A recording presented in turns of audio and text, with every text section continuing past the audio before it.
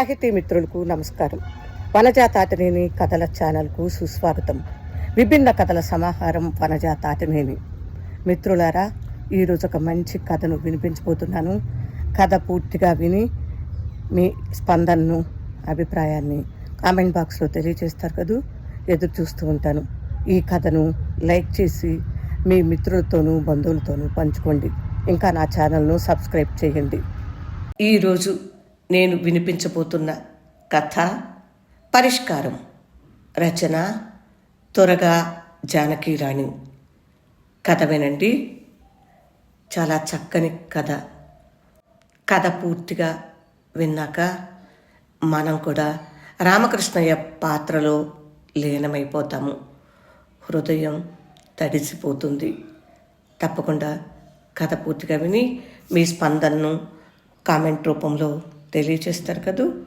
ఇప్పుడు కథలోకి వెళ్ళిపోదాం. పరిష్కారం. రామకృష్ణయ్య లేచి కూర్చున్నాడు.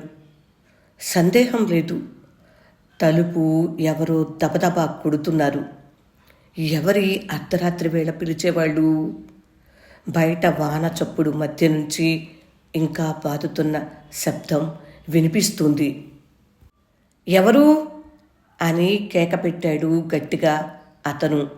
లేచి మూలనున్న దీపం పెద్దది చేశాడు. అతని గుండెలు కొట్టుకుంటున్నాయి.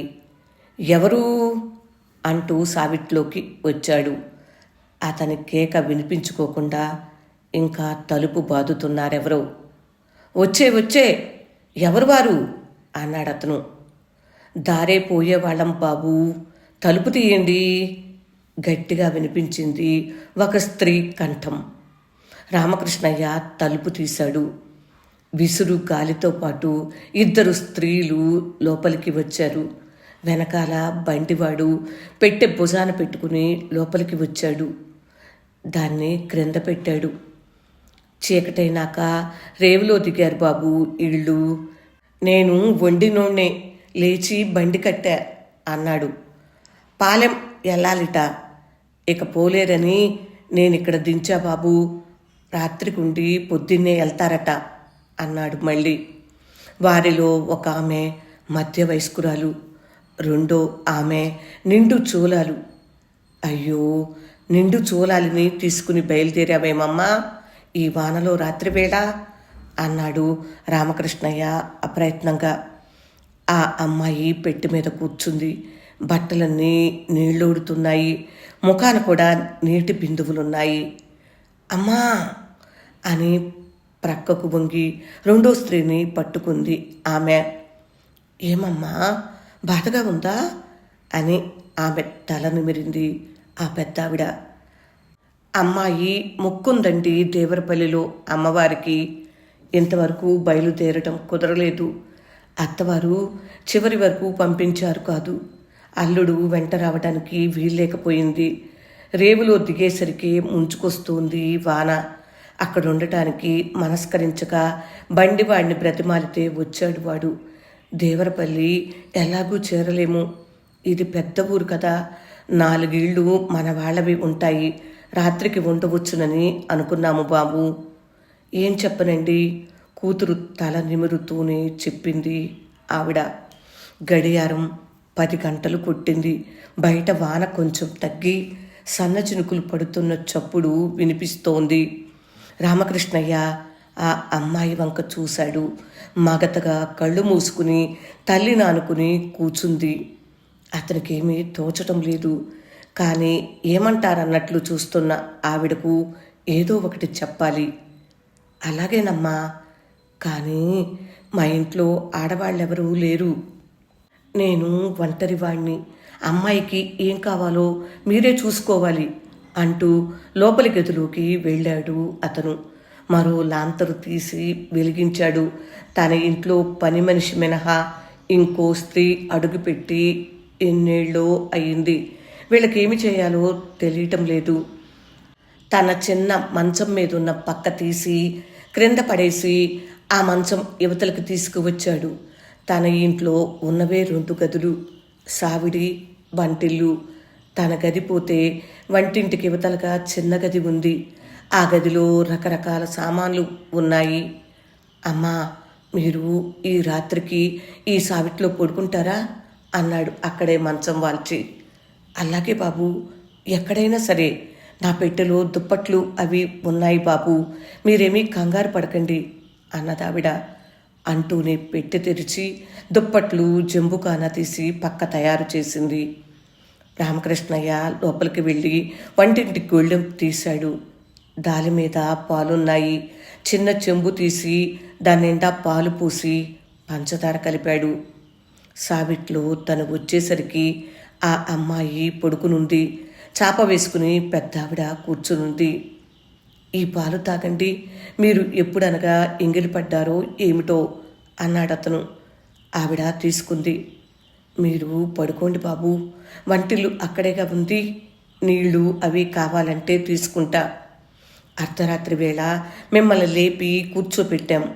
మేమిన్ని చిక్కులు పడటమే కాక మీ బోటి వారికి కూడా శ్రమ ఇస్తున్నాం అన్నదావిడ. రామకృష్ణయ్య నుంచున్నాడు. మెల్లిగా లోపలికి తన గదిలోకి వెళ్ళాడు. దీపం తగ్గించి చాప మీద దిండు వేసుకుని పడుకున్నాడు. తెల్లవారి లేస్తే వీళ్ళ సౌకర్యాలు ఎలా చూడాలో అన్న ఆదుర్ద కలిగింది అతనికి.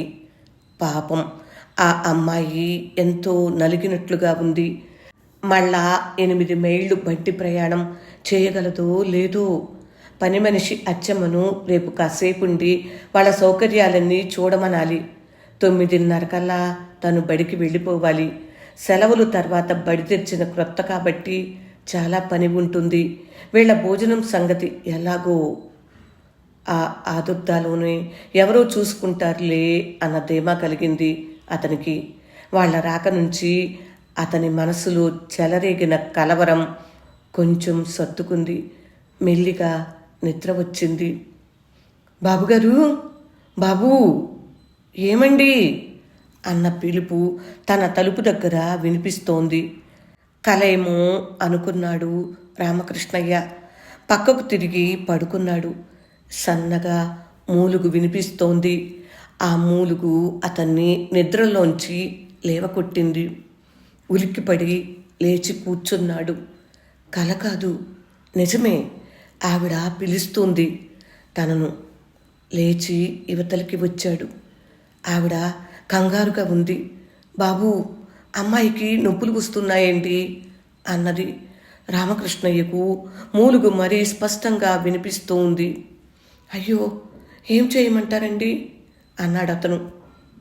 మీకు వల్లమాలిన బాధ్యత తెచ్చిపెట్టాం బాబు. మంత్రసాని ఎవరైనా ఉండాలండి. నాకు కాళ్ళు చేతులు ఆడటం లేదు అందావిడ. ఇంతలో అమ్మా అని బాధగా పిలిచింది ఆ అమ్మాయి. వస్తున్నానమ్మా అంటూ ఆవిడ సావిట్లోకి వెళ్ళింది. అతను కూడా వెళ్ళాలో లేదో తోచక అల్లా నిలబడ్డాడు. ఆవిడ మళ్ళా వచ్చింది. బాబూ, ఈ గదిలోకి ఆ మంచం పట్టాలండి. మరీ వీధిలోకి ఉంది ఆ గది, ఎలా అన్నది. అతను తన చాప మడిచేశాడు. సావిట్లోకి వెళ్ళి ఆ అమ్మాయి మంచాన్ని అతి కష్టం మీద ఇద్దరు చెరో వైపు పట్టుకుని ఎత్తుకొచ్చారు. ఆ అమ్మాయి పెద్దగా మూలుగుతోంది, ఏడుస్తోంది. తల్లిని పదే పదే పిలుస్తోంది. మీరు వెళ్ళొస్తారా బాబు? నిస్సహాయంగా దీనంగా ఉంది ఆవిడ మాట. అలాగేనమ్మా, వస్తానమ్మా అని ఉత్తరీయం తీసుకుని బయటికి వచ్చాడతను. గడియారం 4:30 కొట్టింది. తలుపేసుకోండి, జాగ్రత్త అన్నాడు. బయట గుడ్డి వెన్నెల కాస్తోంది. ఎక్కడో దూరాన కాకి ఒకటి కలవరింతగా అరుస్తుంది. వీధుల్లో నీళ్లు నిలిచి ఉన్నాయి. తన భార్య 18 ఏళ్ల క్రితం ప్రసవ వేదన పడుతుండగా అర్ధరాత్రి వేళ తన బావమరది ఇలాగే వెళ్ళాడు. తను అరుగు మీద తచ్చాడుతూ ఆకాశం కేసి చూస్తూ ఉండిపోయాడు. ఏమీ చేయలేని నిస్సహాయ స్థితిలో తనకు అప్పటి నీరసమే ఆవహించింది. ఇప్పుడు మంత్రసాని మహాలక్ష్మి ఉండే ఇల్లు దగ్గరలోనే ఉంది. ఆ గుడిసెల వైపు తను ఎన్నడూ పోలేదు. స్కూల్ జవాన్ ఇల్లు మాత్రం తనకు తెలుసు. వాడి పెళ్ళైనప్పుడు వాళ్ళొచ్చి తనను ఎంతో సంబరంగా ఆహ్వానించి తీసుకెళ్లారు 4 ఏళ్ల క్రితం. అప్పట్లో చూసిన గుర్తు. రాములు అని పిలిచాడు ఆ ఇంటి ముందు నిల్చుని. ఎవరు అన్న కేక వినిపించింది. 2 నిమిషాలకు బయటికి వచ్చాడు వాడు. చీకట్లో పరకాయించి చూశాడు. తమరా బాబు? ఇదేటి బాబు, ఏమైంది అన్నాడు కంగారుగా. ఏమీ కాలేదు రాములు, చూడు ఇక్కడ మంత్రసాని మహాలక్ష్మి ఉండాలి కదూ. వాడు ఆశ్చర్యపోవటం ఆ చీకట్లో కూడా స్పష్టంగా కనిపించింది. మంత్రసానా బాబు అన్నాడు వాడు. అవును, దారే పోతున్న వాళ్ళెవరో రాత్రి మా ఇంట్లో దిగారు. ఆ పిల్ల నొప్పులు పడుతోంది, త్వరగా కేకయ్యాలి రాములు అన్నాడు రామకృష్ణయ్య. తమరు వెళ్ళండి బాబు, నేను గబుక్కున కేకేసి వెంట తీసుకొస్తా అన్నాడు వాడు. లేదు, నేనుంటా, పిలుచుకురా అన్నాడు అతను. రాములు వెళ్ళాడు. 10 నిమిషాలు దిక్కులు చూస్తూ నిలబడ్డాడు రామకృష్ణయ్య. కోళ్ళు కూస్తున్నాయి. అక్కడక్కడ మనుష్యుల అలికిడి అవుతోంది. తెల్లవారితే వెలుతురు వస్తే బాగుండుననిపించింది రామకృష్ణయ్యకు. వాళ్ళు వచ్చారు. మహాలక్ష్మి దండాలు పెట్టింది. పంతులు గారు నన్నెతుకుతా వచ్చినారా అన్నదది వినిపించి వినిపించని నవ్వుతో. ఇంటికి చేరేసరికి తలుపు బార్లా తీసి ఉంది. సావిట్లో లాంతరు పెద్దదిగా వెలుగుతోంది. గదిలో మనుష్యులు అలికిడవుతోంది. వీళ్ళు రావటం విని ఆవిడ వచ్చిందా మంత్రసాని అంటూ ఉండగానే మహాలక్ష్మి లోపలికి వెళ్ళింది. అమ్మాయి ఏడుస్తుంది, పెద్దగా మూలుగుతుంది. అయ్యో పాపం అనిపించింది రామకృష్ణయ్యకు. రాములు అతను అరుగు మీద నిలబడ్డారు. రాములు, వేడినీళ్ళు అవి కావాలి కాబోలు, అచ్చమ్మని కేకేసుకు వస్తావా, సాయంగా ఉంది అన్నాడతను. సావిట్లోంచి 2 ఆడవాళ్లు యువతలకి వచ్చారు. పక్కింటి అవధానులు గారి భార్య, కోడలు. మాస్టర్ గారు, మీరు వెళ్ళొచ్చారా మహాలక్ష్మి కోసం? మమ్మల్ని కేకేస్తే అబ్బాయిని పంపిద్దుము కదా అన్నదావిడ. నాకు ఏమీ తోచింది కాదండి. ఎలా ఉంది అమ్మాయి అడిగాడు. పర్వాలేదు, మొదటి కాన్పట, కొంచెం తంట. ఆ పిల్ల తల్లి ధైర్యస్తురాలేనండి. మమ్మల్ని కేకెట్టింది. మా కమతగాడిని వాడి పెళ్ళాన్ని ఇక్కడికి పంపి మేము వచ్చాం. దొడ్లో నీళ్లు అవి చూస్తున్నారు అన్నదావిడ. లోపలికి వెళ్ళబోయి వెనక్కు తిరిగొచ్చి అందావిడ. చూడండి మాస్టారు, 10-15 రోజుల దాకా వాళ్ళు కదిలేందుకు వీల్లేదు. మీరేమీ తంటాలు పడకండి, అన్నిటికీ మేమున్నాం. కాకపోయినా ఆవిడ సమర్థురాలేదులేండి, నెట్టుకొస్తుంది అని. లోపల నుంచి కేర్మని వినిపించిన ధ్వని రామకృష్ణయ్యను ఉక్కిరిబిక్కిరి చేసింది. తన ఇంట్లోనే ఈ శబ్దం. ఆశ్చర్యంగా భయంగా ఉన్నది తనకది. లోపలికి వెళ్ళాడు. తచ్చాడాడు సావిట్లో. గడియారంలో 5:30 అయింది. కాసేపటికి మహాలక్ష్మి బయటకు వచ్చింది. ఆడపిల్ల పంతులు గారు, తమరింట్లో పుట్టింది లక్ష్మి, తెల్లగా ఇంతుంది అన్నదది. దాని మొహం సంతోషంగా ఉంది. హడావిడిగా తిరుగుతోంది అది. ఆ ఉదయమంతా ఎలా గడిచిందో రామకృష్ణయ్యకు తెలీదు. తనేమీ చేయకుండానే అన్నీ సవ్యంగా జరిగాయి. వంటలయ్యాయి, పాపాయి స్నానం అయ్యింది, అమ్మాయి సుఖంగా నిద్రపోయింది. అచ్చమ్మ అక్కడే ఉంది సాయానికి. రామకృష్ణయ్య 8 గంటల ప్రాంతాన ఆవిడని అడిగాడు, ఎవరికైనా కబురు పంపించాలేమోనని. ఆవిడ అడ్డంగా తలూపింది. ఎందుకు బాబు? వాళ్ళ నాన్నగారొక్కరే విని సంతోషించేందుకు ఉన్నారు. కార్డు వ్రాస్తాను. అల్లుడేమో అదేదో ఉత్తర దేశంలో ఊరుందిట, అక్కడికి వెళ్ళాడు ఉద్యోగరీత్యా. అయినా మేమే వెడతాం 4 రోజుల్లో, మీకు శ్రమ ఎందుకు అన్నది. నాకు శ్రమ ఏముందండి, స్కూల్ జవానును పంపిస్తాను అన్నాడతను. ఇక్కడుందా బాబు పంపటానికి? ఓ పూట ప్రయాణం, బండి, పడవ, నడక, ఎవ్వో గడవాలయ్యే. వద్దు బాబు అన్నదావిడ. వంటింటి పనిలో మునిగిపోయింది. ఎంతో అలవాటున్న మనిషిల్లే అన్నీ సర్దుకుంది. బడికి వెళ్లే ముందు ఆవిడ వడ్డిస్తే భోజనం చేశాడు రామకృష్ణయ్య. ఆదివారం మధ్యాహ్నం 4 అయింది. రామకృష్ణయ్య సావిట్లో బల్ల మీద కూర్చున్నాడు. నెలకు సరిపడా తన కోసం తెచ్చుకున్న వెచ్చాలు చాలేటట్లు లేవు. అతను పొద్దు పుస్తకం తీసి మళ్ళీ ఓ జాబితా సరుకుల కోసం రాయసాగాడు.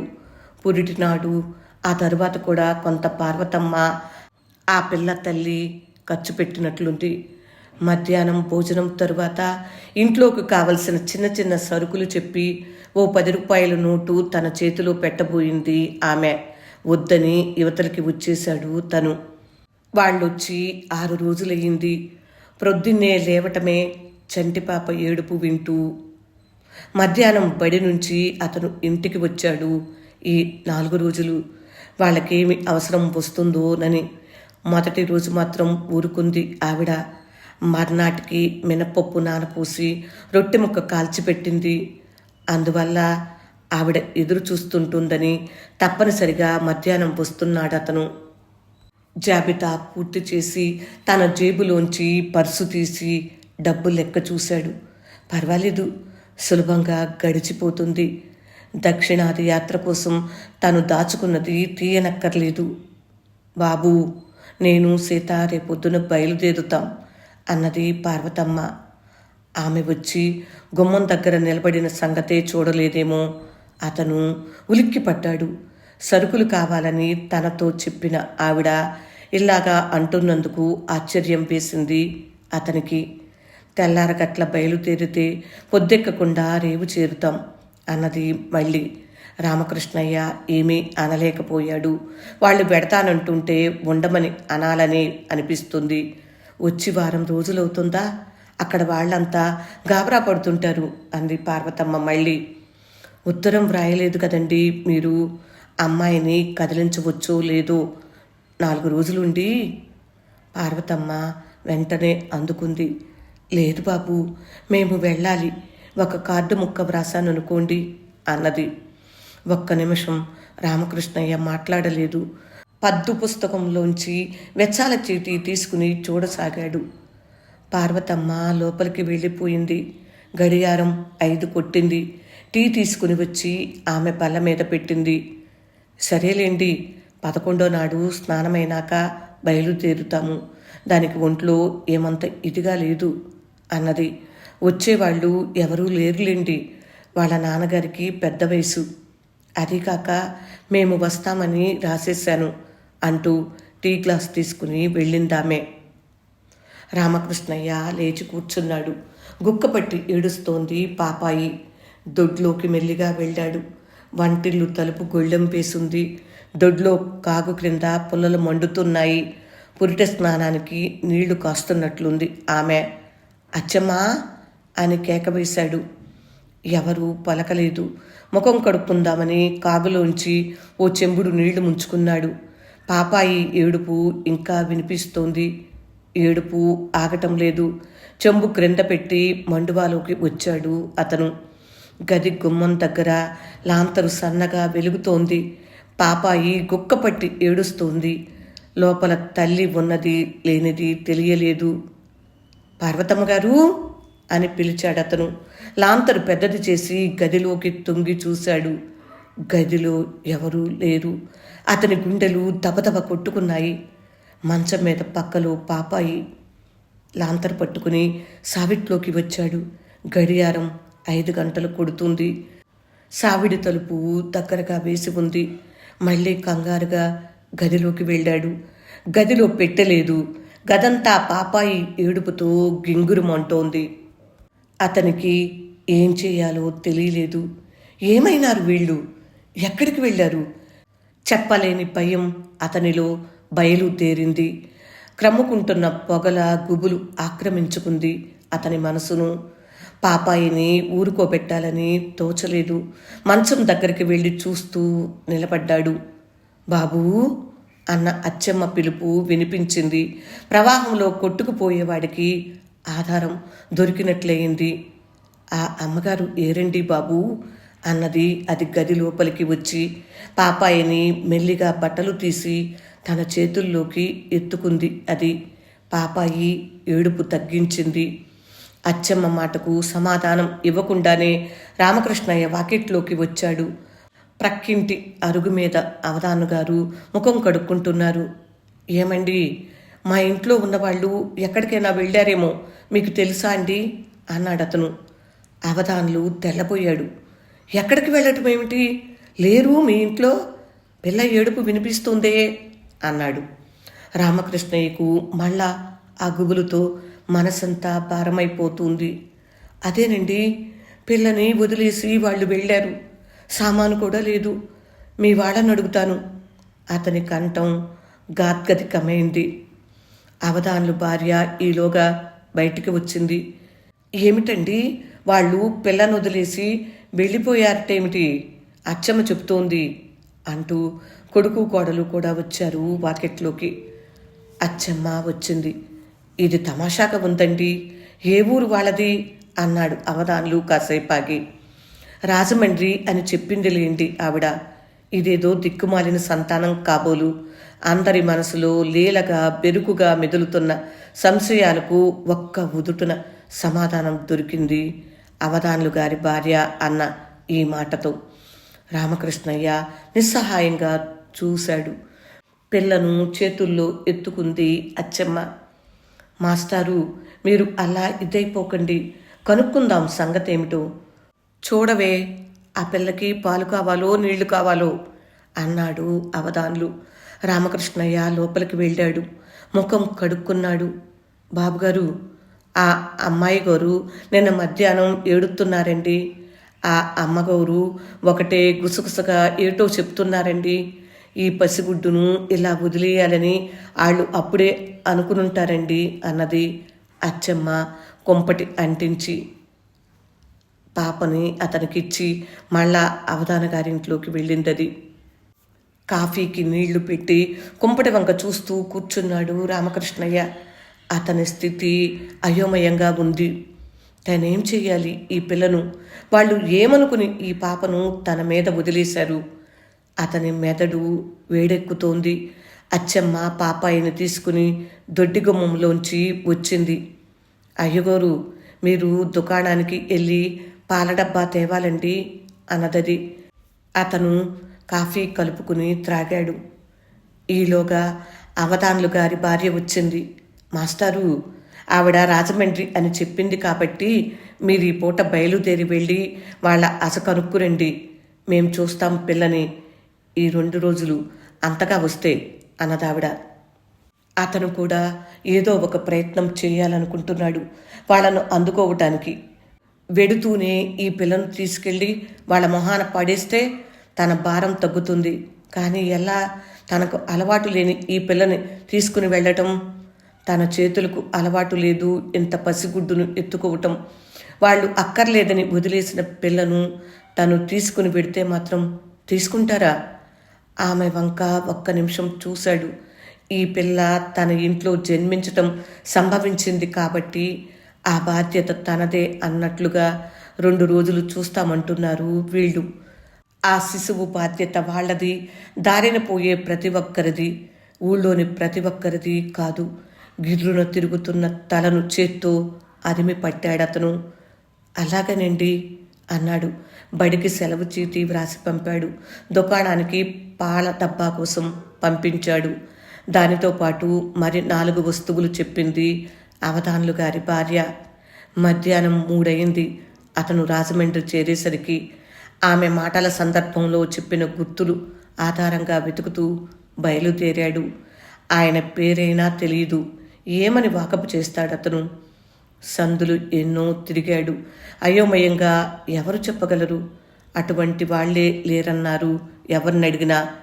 ఆ ఇంటి పేరు గలవారు ఆ ప్రాంతంలోనే లేరని తేలింది ఆరయ్యేసరికి. ఎండలో తిరిగి తిరిగి కాళ్ళు మంటలు పుడుతున్నాయి. రైలు స్టేషన్ దగ్గరకు వెళ్ళాడు ఏదో ఆశతో. సోడా బండి వాడి దగ్గర సోడా కొనుక్కుని తాగాడు. కంటికి కనపడ్డ కూలివాడిని కేకేసి అడిగాడు, ఎవరైనా 2 ఆడవాళ్ళు రైలు ఎక్కారా వచ్చి అని. వాడు నవ్వాడు. ఎంతమందో ఎక్కుతారండి బాబు, అలాగేం చెప్పలేం అన్నాడు. మరోణ్ణి అలా అడిగాడు.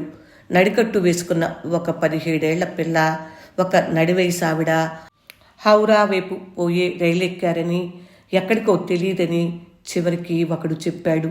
బెంచీ మీద కూర్చున్నాడు కాసేపు. రైలు చప్పుడు, ప్రయాణికుల హడావిడి, అమ్ముకునే వాళ్ళ కేకలు, తను మళ్ళీ తిరిగి ఆ ఇంటికి వెళ్ళనక్కర్లేకుండా ఈ సందడిలోనే తన బ్రతుకు వెళ్ళిపోతే బాగుండుననిపించింది అతనికి. కానీ ఆ అదృష్టం లేదతనికి. ప్రొద్దున్నే మొదటి లాంచీకి బయలుదేరాడు. నీటి మీద హాయిగా పడవలాగా తేలిపోయే తన బ్రతుకుకు ఒక గుదిబండ తగులుకుంది. ప్రవాహంలో పడవ మునిగిపోవటానికే ఇది. భార్య పోయిన తర్వాత ఈ 18 సంవత్సరాలలోనూ ఎంతోమంది అతనిని మళ్ళీ పెళ్లి చేసుకోమని సలహా ఇచ్చారు. ఆమె ఉన్నన్నాళ్ళు ఆమె జబ్బుతోనే సరిపోయింది తనకు. తన బ్రతుకును, మనసును అతిభారంగా చేసివేసింది ఆమె వ్యాధి. ఈ సూరుమంటున్న ఆమె గర్భవతి కూడా అయ్యింది. ఆ పురుడే ఆమె ప్రాణం తీసింది. 2-3 సంవత్సరాల కాలం తనను సందిగ్ధంలో, అశాంతిలో కాల్చివేసిన ఆ స్థితి అంతమైపోయినది ఆమె మరణంతో. అప్పటినుంచి బంధనాలు లేని జీవితమే అతనికి అలవాటైంది. అటువంటి తనక ఈ ఈడులో ఈ బంధనం. రామకృష్ణయ్య ఇంటికి చేరేసరికి పాపాయి సుఖంగా నిద్రపోతూ ఉంది. అవధాను గారింట్లో తను చెప్పిన సంగతులు విని వాళ్ళు నిట్టూర్చారు. ఏ జన్మలోనూ రుణపడి ఉన్నారండి మాస్టారు మీరు. ఇలా వసూలు చేసుకుపోతుంది. దీనికి పేరు కూడా పెట్టాడు మా మనవడు, శశిరేఖట. బాగుందా? అవధాన్లు గారి మాటల్లోని హుషారు అర్థం కాలేదు రామకృష్ణయ్యకు. ఆ రాత్రి తెల్లవారదేమో అనిపించింది అతనికి. అతని మనసు పరిపరి విధాల పోతుంది. కానీ ఆ భయాల్లోంచే ఏదో ఒక శాంతి గోచరించింది. ఎవరో ఆకాశం మీద నుంచి ఊడిపడి ఈ సమస్యను హఠాత్తుగా పరిష్కరిస్తారనిపించింది అతనికి. ఆ ఉపశమనం ఎందుకు కలిగిందో తెలియదు. కానీ ఆ రాత్రి అతనికి కాళరాత్రి కాకుండా తెల్లవారింది. శశికి జ్వరంగా ఉంది. వారం రోజుల జ్వరం ఇప్పుడే నిమ్మళించింది. నీరసంగా చూస్తూ పడుకుంది మంచం మీద. రామకృష్ణయ్య స్కూలుకు సెలవు పెట్టి అది నిద్రపోకుండా చూస్తూ కూర్చున్నాడు. జ్వర తీవ్రతలో అది పడిన బాధ, తను పడిన వేదన, రాత్రిళ్ళు నిద్రలేని చికాకు, చిల్ల పెంకుల్లాగా డబ్బు ఖర్చు పెట్టవలసి రావటం, అదంతా ఓ దుస్వప్నంలాగా ఉంది. నిజమే, రుణపడబట్టే వసూలు జరుగుతోంది. పీక్కుపోయిన పసిముఖంలో మెరుస్తున్నాయి ఆ కళ్ళు. ప్రొద్దునుంచి ఒకే తీరుగా వాగిస్తోంది. అన్నం తినక మారం చేసింది. చివరికి అవధాన్లు గారి భార్య ఎంతో బ్రతిమాలి దాని చేత చారు అన్నం తినిపించింది. రామకృష్ణయ్య కళ్ళు మూసుకున్నాడు.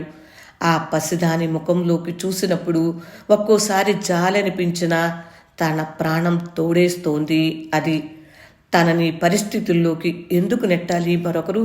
తన మనసు కసిగా ఈ పరిస్థితికి ఎదురు తిరుగుతోంది. నిర్మలమైన చెరువు లాంటి తన జీవితంలో ఒక్క రాయి విసిరి శాంతిని చెడగొట్టింది ఒక సంఘటన. తనేమి ద్రోహం చేశాడు వాళ్లకు? ఇలా తన మీద కసి తీర్చుకోవటానికి అర్ధరాత్రి వేళ ఆర్తులై వచ్చిన వారికి ఒక ఆశ్రయం కల్పించినందుకేనేమో ఈ శిక్ష. వాళ్ళు తనను మోసం చేశారు, తనను వెర్రివాణ్ణి చేసి అన్యాయం చేశారు. ఇదే బాధ అతన్ని ఊపివేస్తుంది. తన ఇష్టంతో, నిమిత్తం లేకుండా, తన ప్రమేయమేమీ లేకుండా జరిగిన ఒక సంఘటనతో తన జీవితమే అపమార్గం పట్టింది. ఈ బంధనం అతన్ని భౌతికంగా కాక మానసికంగా కృంగతీస్తుంది. ఒక్కొక్కప్పుడు ఆ పిల్లను తీసుకువెళ్ళి ఎక్కడైనా వదిలేద్దామన్నంత కసి పుట్టుకొస్తుంది ఈ మధ్య. కానీ ఎలా ఎలా? కొండ మీద నుంచి వస్తుందేమో గాలి, చల్లగా ఉంది. జిల్లు మనిపిస్తుంది. సంచి మెట్ల ప్రక్కనే ఉన్న చిన్న దుకాణం వడికప్పగించి అంగోస్త్రం తీసుకుని బయలుదేరాడు రామకృష్ణయ్య. ఆడవాళ్ళు, మగవాళ్ళు, పిల్లలు బిలబిలలాడుతున్నారు పుష్కరిణి ఒడ్డున. పై మెట్టు మీద నిలబడి ఏ వైపు వెళ్ళటమా అని చూస్తున్నాడు రామకృష్ణయ్య. హఠాత్తుగా ఆవిడే, సందేహం లేదు. మెట్లెక్కి వస్తున్నదల్లా పార్వతమ్మ అతన్ని చూసి టక్కున ఆగింది. వెంటనే వెనక్కు తిరిగి మళ్ళీ నీళ్లలో దిగింది. రామకృష్ణయ్య గుండె దడదడలాడింది. అతను కూడా దిగసాగాడు మెట్లు. ఆవిడ వెనక్కు తిరిగి చూసింది. ప్రక్కనున్న ఆడవాళ్ల వంక చూసి చటుక్కున చేత్తో అతన్ని రావద్దని వారించింది. తను వస్తున్నానని సైగ చేసింది. దబదబా మెట్లెక్కి రామకృష్ణయ్య ఉన్న మెట్ల మీదకు వచ్చింది. అతన్ని ఆనుకునేలా నిలబడి, బాబూ, మీతో మాట్లాడాలి, పదండి అన్నది. యాంత్రికంగా ఆమెతో పాటు పరుగుల మీద జనసమర్థం లేని ఒక ప్రక్కకు చేరాడతను. బాబూ, మీరు మమ్మల్ని కాపాడాలి, మా బ్రతుకు మీ చేతుల్లో ఉంది అన్నది. ఆమె కళ్ళ నిండా నీళ్లు. అతనికి ఏవో మాటలు వస్తున్నాయి, కానీ ఏదీ రావటం లేదు నోట్లోంటి. ఆమెను ఎన్నో మాటలనాలని, తను ఈ 2 ఏళ్లలో అనుభవించినదంతా వెళ్ళక్రక్కాలని. పార్వతమ్మ వస్తున్న ఏడుపును బిగపట్టుకుంది. బాబూ, రామకృష్ణయ్య గారు, మీరు దేవుడు లాంటివారు, మీరే మాకు దిక్కు. అమ్మాయికి పెళ్ళి వెంకటేశ్వర స్వామి సన్నిధిలో ఈ రాత్రికి. అంత కోపంలోనూ అతను ప్రశ్నించాడు, ఏ అమ్మాయి అని. మా సీతకి బాబు, ఆ పిల్ల దిక్కుమాలిన పనిండి కడుపు చించుకుంటే కాళ్ళ మీద పడుతుంది. మా పెద్దమ్మాయికి జబ్బుగా ఉందని ఉపచర్యకి నేను అది వెళ్ళాం అల్లుడు గారింటికి. అక్కడ మా పెద్దల్లుడే బాబు కుర్రతనం కొద్దీ వెధవ పని చేసి దీని బ్రతుకు బండలు చేశాడు. 4వ నెల వరకు తెలిసింది కాదు. ఏదైనా కాని పనికి పూనుకుంటే దాని ప్రాణానికే ముప్పని అక్కడి నుంచి బయలుదేరి విశాఖపట్నంలో కాపురం పెట్టాము నేను అది. 3 నెలలు ఎలాగో వెళ్ళబుచ్చాం. రామకృష్ణయ్య ఆవేశంలోంచి బయటపడ్డాడు. తను తన చుట్టూ ఉన్న లోకం ఇన్నాళ్ళు లోపలను బిగ్గరగాను అనుకుంటున్న విషయమే ఈవిడి నోట వినవస్తుంది. అయినా తనకిది క్రొత్తగా ఉంది. అక్కడి వాళ్ళు గుసగుసలు మొదలుపెట్టారు. ఎన్నాళ్ళని మోస్తాం లోకం నోరు, అల్లుడు రాడేంటని ప్రశ్నలు. చివరికి దానికి 9వ నెల వచ్చేసరికి ఇంటి వాళ్లే ఖాళీ చేయమని కూర్చున్నారు. ఎక్కడికైనా నరుని కంటపడకుండా పోదామని బయలుదేరాము. చిన్ననాడు చూసిన ఊరు మీ ఊరు గుర్తుకొచ్చింది. కనిపించిన తలుపు కొట్టాము. మా అదృష్టం వల్ల మీరు తారసపడ్డారు. సీత బ్రతుకుతుందనుకోలేదు బాబు, అది దక్కదనే అనుకున్నాను. ఆవిడ ఆపుకునే ప్రయత్నం లేకుండా ఏడుస్తోంది. తన మనసులో భారం తీర్చుకున్నందువల్ల, లేకపోతే ఆనాటి తన దీనస్థితి తలుచుకును అర్థం కాలేదు రామకృష్ణయ్యకు. ఆమె కళ్ళు తుడుచుకుంది. బాబు, అప్పటినుంచి వెతుకుతుంటే ఈనాటికి ఒక సంబంధం కుదిరింది. మద్రాస్ వాళ్ళు. రేపు దాన్ని అత్తారింటికి పంపేస్తే అక్కడికి ఓ దోవన పడుతుంది దాని బ్రతుకు. అది ఏ నుయ్యో గొయ్యో చూసుకోకుండా కాపాడుకొచ్చాం. మళ్ళీ మేఘాలు ముసురుకుంటున్న ఆకాశంలా మలినమైంది ఆమె ముఖం. బాబు, మీరు కాపాడాలి మమ్మల్ని. మీ చేతుల్లో ఉంది మా ప్రాణం. అదుగు, వాళ్ళు నా కోసం వెతుక్కుంటున్నారు. రాత్రికే ముహూర్తం. చటుక్కున వెళ్ళబోయింది. బాబు, మీరు మాట ఇస్తే కానీ నేను వెళ్ళలేను. సీత మిమ్మల్ని తలుచుకొని క్షణం లేదు. దాన్ని పసుపు బట్టలతో చూస్తే ఇక ఈ జన్మకి ఏమీ అక్కర్లేదు. రామకృష్ణయ్య నిట్టూర్చాడు. ఇక తేలిపోయింది ఈ విషయం. తనిక ఆ పిల్లని వదులుచుకునే దారి లేదు. మీరు వెళ్ళండి అన్నాడతను. పార్వతమ్మ దీనంగా చూసింది. మిమ్మల్ని నమ్ముకున్నాను బాబు, వచ్చే జన్మలోనైనా తీర్చుకుంటాం మీ రుణం అన్నది. మళ్ళీ వెళ్ళబోయి, బాబూ, పిల్ల అంటూ ఆగింది. బాగానే ఉంది, 2వ ఏడు వెళ్ళింది, మీరు వెళ్ళండి ఇంకా. ఆమె వెడితే గాని ఓదర తగ్గేటట్లు లేదు. తను ఆలోచించుకుని కుదుటపడేందుకు వ్యవధి కావాలి. ఆ రోజు స్వామి దర్శనానికి వెళ్ళాడన్న మాటే గాని అతని మనసు వికలంగానే ఉన్నది. ఇదివరకెన్నడూ ఇంత అన్యమనస్కుడుగా స్వామిని దర్శించనే లేదు. మధ్యాహ్నం పాపనాశనానికి బయలుదేరాడు. ఇది 4వసారి అతను తిరుపతి రావటం. 2 రోజుల క్రితం ఎందుకో ఉన్నట్లుండి స్వామి దర్శనం చేసుకోవాలనిపించింది. శశిరేఖను అవధాన్లు గారింట్లో అప్పగించి బయలుదేరి వచ్చాడు. ఆ కొండల మధ్య గతుకుల దారిలో రెండు ప్రక్కల దట్టంగా వ్యాపించి ఉన్న అడవుల మధ్యలోంచి వెడుతుంటే తన జీవిత మార్గం కూడా ఇంత కంటకావృతంగా ఉన్నదనిపించింది. చిన్ననాడు చదివినప్పటికీ తనకు భాగవతంలోని భక్తి పారవస్యత, భగవద్గీతలోని పరమార్థం గోచరించలేదు. ఇటీవల 4 ఏళ్ల నుంచే అతనికి అవి స్ఫురిస్తున్నాయి, అర్థమవుతున్నాయి. తాను వాటి పఠనంలోనే మునిగిపోతున్నాడు. మనసు అతి నిర్మలంగా ఉంటోంది. అలా ఉన్న తన మనసును మరల్చివేసింది ఈ శశిరేఖ సమస్య. తను రిటైర్ అయిపోతాడు ఇంకో 2 ఏళ్లకు. ఆ పిల్లకు చదువు, సంధ్య, వయసు వచ్చాక పెళ్ళి ఇవన్నీ జరపాలనే విషయం నిశ్చయమైపోయింది. ఈ బంధనం ఎంత విదిలించుకున్నా అదృశ్యంగా తనను చుట్టుకుంటుంది. నాకేమిటి పిల్లతో పని అని ఎంత త్రోసివేసేసుకున్నా ఈ బాధ్యత నీదే సుమా అన్నట్టు ఆ పిల్ల చిరునవ్వులోంచి, కన్నీళ్లలో నుంచి ఒక హెచ్చరిక కనిపిస్తూ ఉంటుంది. ఎక్కడి నుంచో ఎవరో వచ్చి, లేకపోతే హఠాత్తుగా ఒక అద్భుతం జరిగిపోయి ఈ సమస్యకు పరిష్కారం కలుగుతుందని చాలాసార్లు తను అనుకుంటుండేవాడు. కానీ ఈనాటితో తన స్థితి స్పష్టమైపోయింది. లాంతర్లు తుడిచి చమురు పోశాను బాబు, నే ఎడుతున్నా, పాపాయి గోరింకా రాలేదు అన్నది అచ్చమ్మ. అంటూనే వెళ్ళిపోయింది. రామకృష్ణయ్య బల్ల మీద కూర్చుని తక్లీ వడుకుతున్నాడు. వీధి తలుపు కిర్రుమని చప్పుడైంది. చెప్పుల చప్పుడు. ఆ తర్వాత ఒక మగ గొంతు వినిపించాయి. ఇక్కడ పెట్టనా అండి అమ్మగారు అంటూ బండివాడు ఒక పెట్టె పట్టుకొచ్చి మండువాలో పెట్టాడు.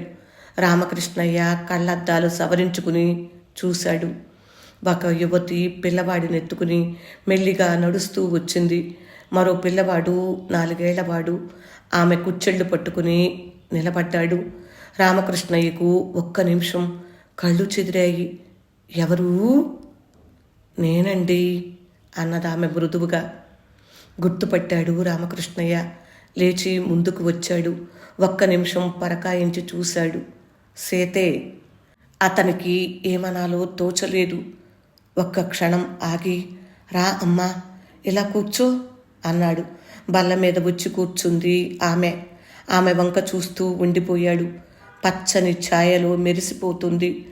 చిలకపచ్చ రంగు పట్టు చీర కట్టుకుని ఒంటికి తగు మాత్రం నగలతో నిండుగా ఉంది. కొంచెం సేపు నిశ్శబ్దంగా గడిచింది. అతను తేరుకున్నాడు. ఎక్కడి నుంచి రావటం అన్నాడు. విశాఖపట్నంలో పెళ్ళికొచ్చాను. మేము ఉండేది మద్రాసులో. అమ్మ చెప్పే ఉంటుంది అన్నది. ఆమె లేచి నిలబడింది. పెట్టె తెరిచి సబ్బు తువ్వాలు తీసింది. పిల్లవాడి చేయి పుచ్చుకుని లోపలికి బయలుదేరింది. దొడ్లో ఉంటాయిగా నీళ్లు. అతను తలూపాడు.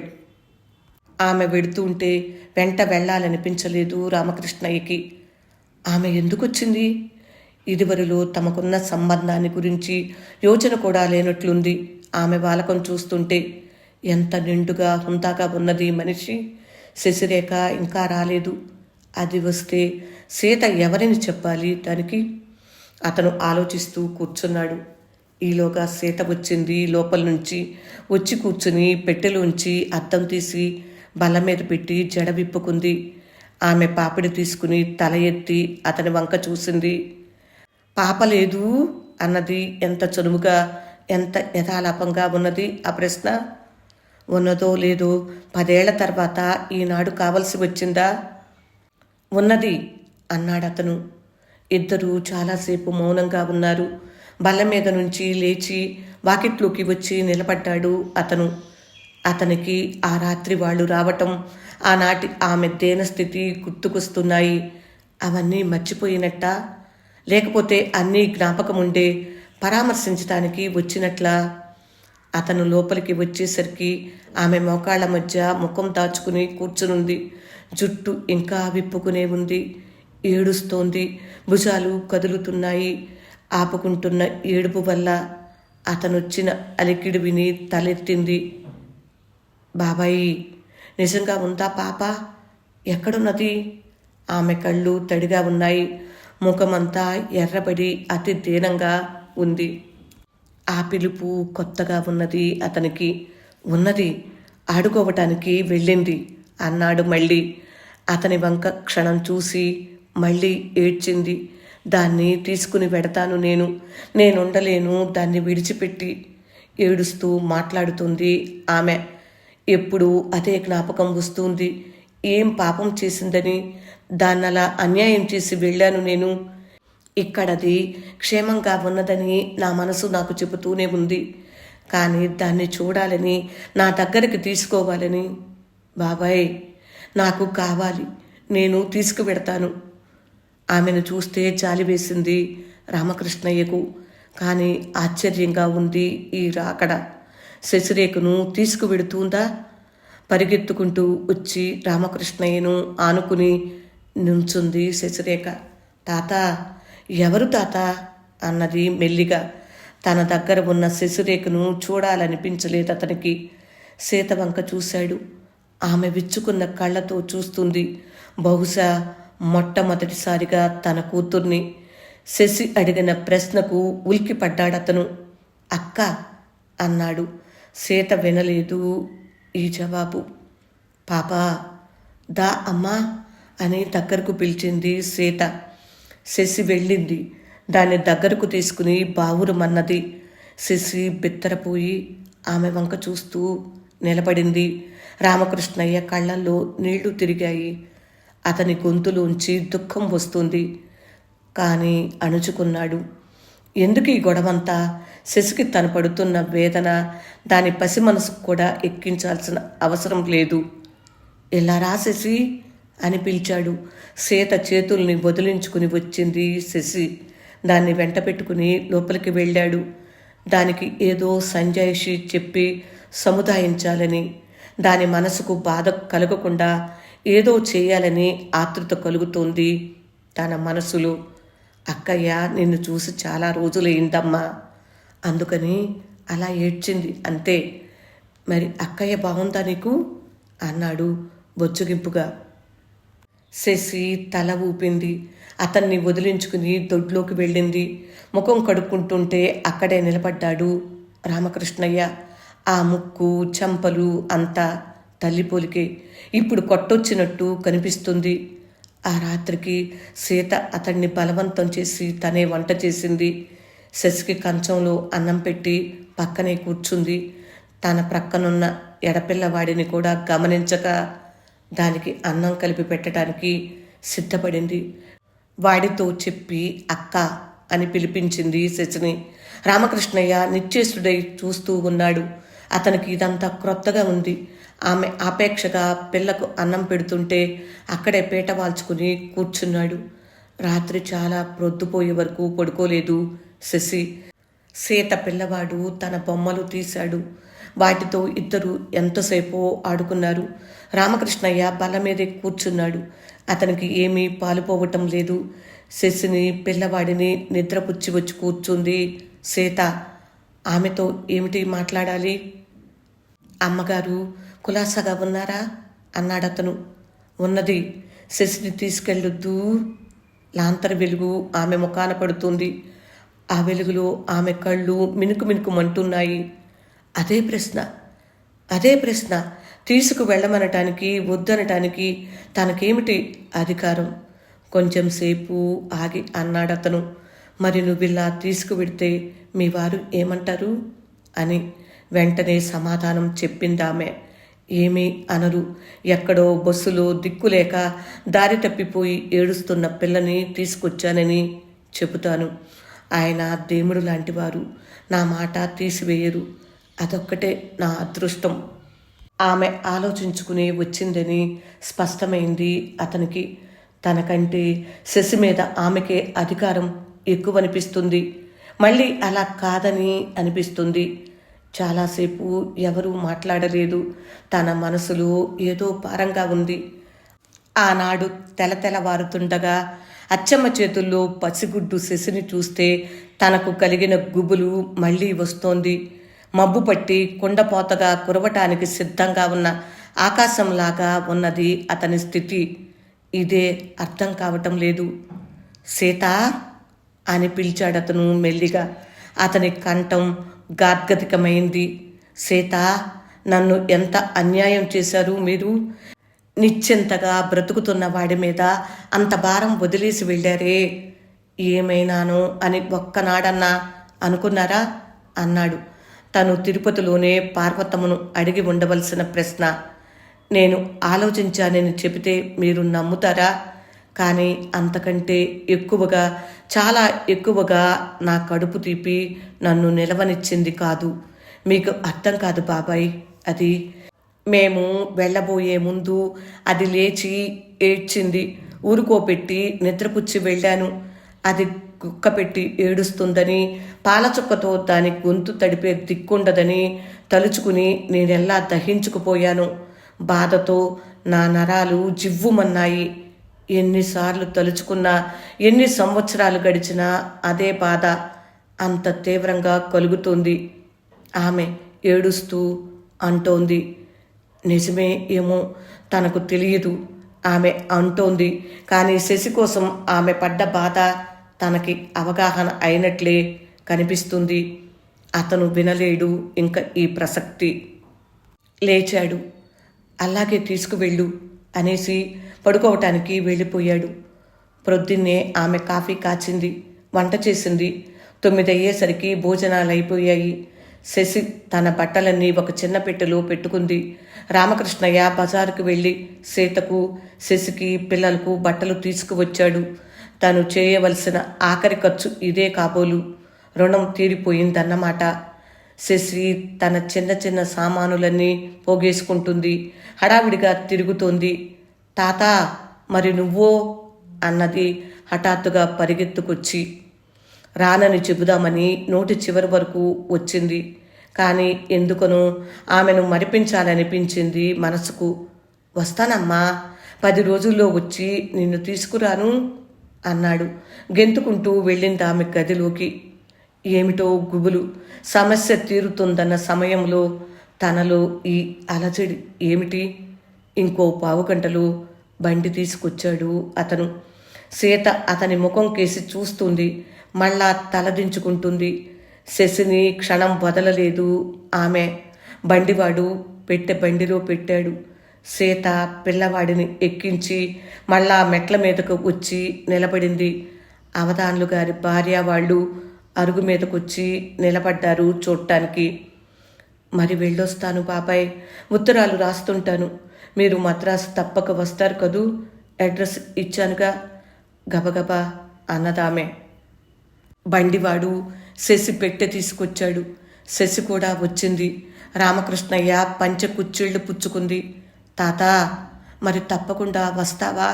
మళ్ళా నాకు బళ్ళో పాఠాలు పోతాయి అన్నది. రామకృష్ణయ్య మనసు భారమైపోతుంది. ఊపిరాడటం లేదతనికి. సీత 2 అడుగులు ముందుకు వేసి బండి దగ్గర నిల్చుంది.